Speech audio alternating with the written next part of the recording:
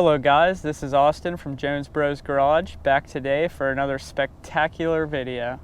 In one of my recent videos, I talked about 5 reasons why I sold my Panigale V2 for this Husqvarna 701sm, and I had some comments asking for a review on this bike, which I am going to do. I was waiting for my first service, then I will be doing a full in-depth review on this bike, all of my likes and dislikes.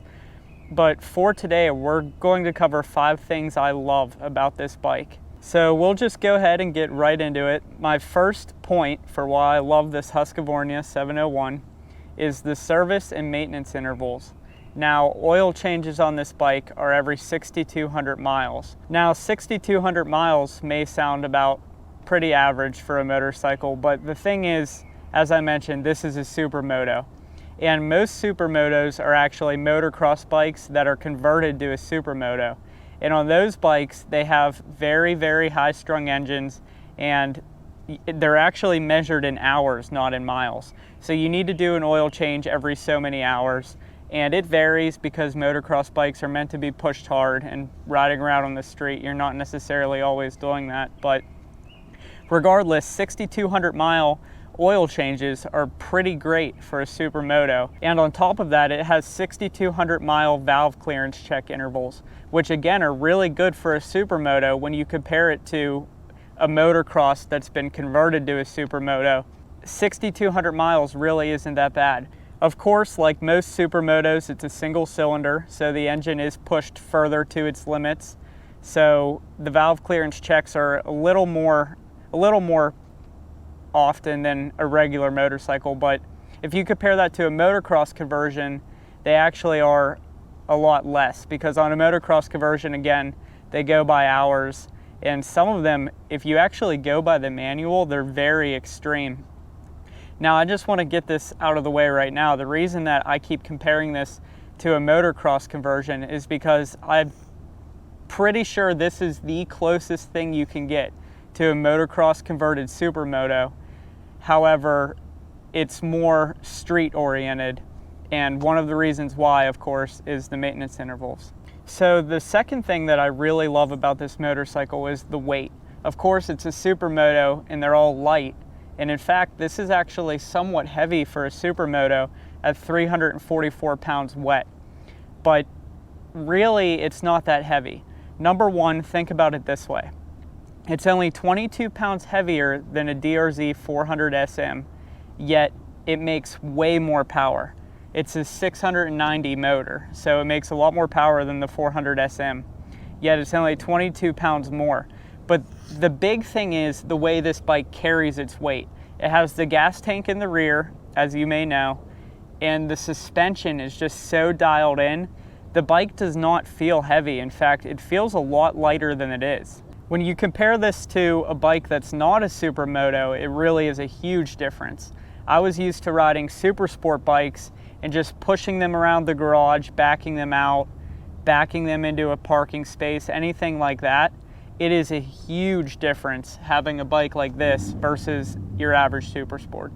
Now, speaking of weight, that leads me right into the third reason why I love this bike so much, and that is the handling and performance. So there's many reasons that this bike performs so well. First of all, the tires that come stock on these bikes are incredible.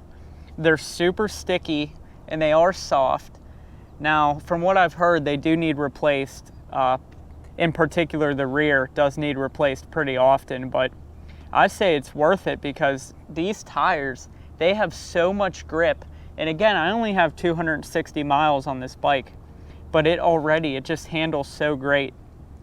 And of course, the brakes on this bike are incredible. Not only, usually on a sporty bike, you do get really good front brakes, which of course this has. But the thing that's really shocking about this bike is how incredible the rear brake is. In fact, out of all of the bikes I've ridden over the years, this bike probably has the best feeling rear brake of any of them. Which of course is a great attribute to have on a Supermoto, because you want to be able to lock up that rear, kick the rear out, both for performance around a Supermoto track, which I'll admit I'm not quite skilled enough for that, but the main thing is it's just fun. The rear brake on this bike is really great. which also helps it out with wheelies too, honestly. Now, the suspension on this bike, how it comes from the factory, is also incredible. I don't think there's really anything I'll be changing with the suspension as far as like the actual components go. Now, I haven't got around to messing with all of the settings yet because of course it is fully adjustable. It's just still in the complete OEM settings because this bike just handles so well. I don't really have any gripes with it. And of course, as I mentioned, the light weight of the bike compared to a typical sport bike, being that it is a Supermoto, helps. But the gas tank being in the rear, it really seems like it makes a big difference because this bike is really eager to turn in and it's also very stable. It definitely feels different than if you would just take a motocross bike and slap some Supermoto wheels on it, because of course, if you're building a competition motocross bike for Supermoto, you're going to want to change the suspension and the brakes. And this already has that. This already has the type of brakes and suspension that you would put on a bike that you would be building yourself.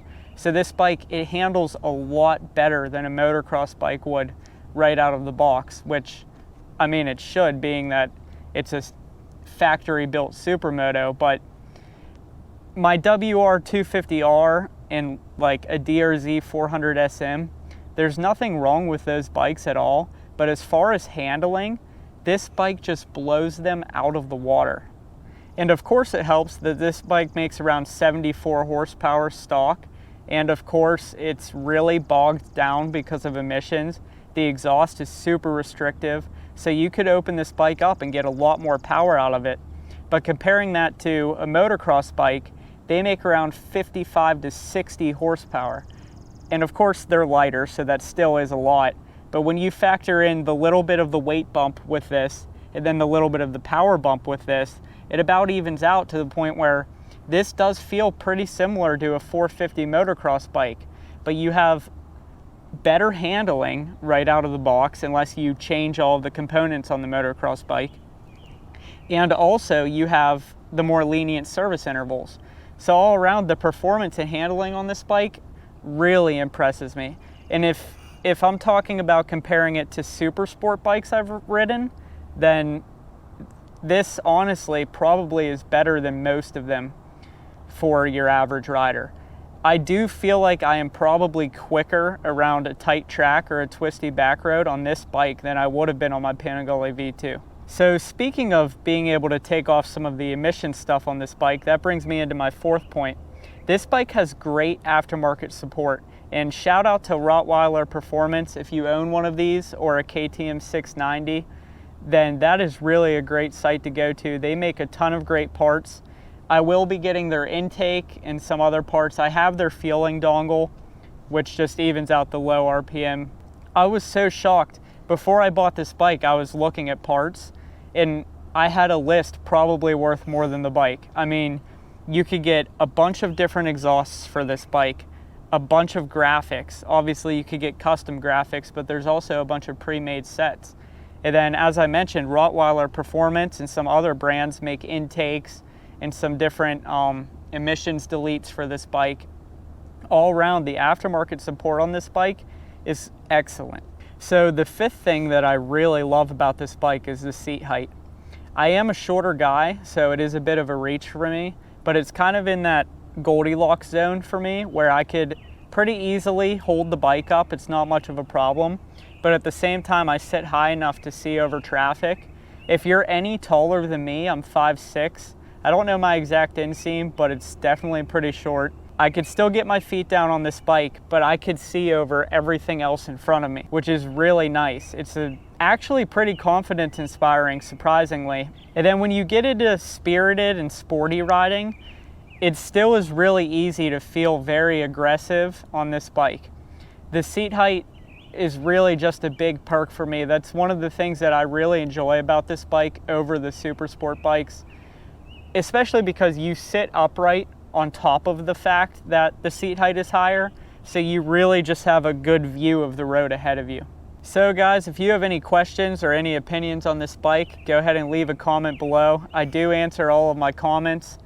as I mentioned, after the first service, I will be doing a full review on this bike. I just want to make sure I have a good amount of time in the seat before I do a real in-depth review.